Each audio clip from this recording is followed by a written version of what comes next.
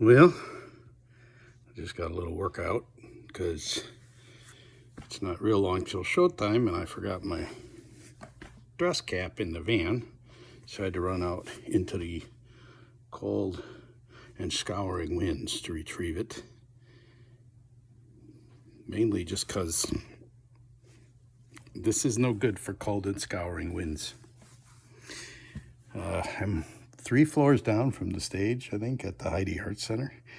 And I'm thinking that I'm getting ideas for my new stage outfit.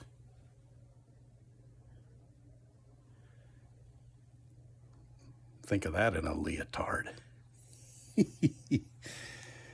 Man, I can never get past how just sitting and writing books has turned into this, where I go to these funky little theaters and get to tell stories, some of them from the books, some not in the books. I can't really describe what I do. It's somewhere in between stand-up comedy and a poetry reading. But I'm just really grateful to do it. And man, it's like every event I go to, it feels like more and more we want an hour of humans getting together and just being together. So it's a privilege to do that. Really though, think about it. Jumpsuit? Yes, my late Elvis stayed.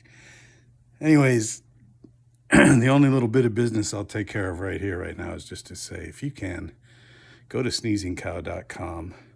There's a tab that says mailing list sign up, and if you don't mind signing up for that, we'd really appreciate it, because there are all these cool platforms where we can send out videos of me being a knucklehead.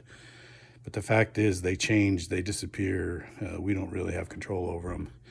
But if we're able to just have your email and a zip code, we can let you know when I'm coming to do one of these events or when I have a new book out.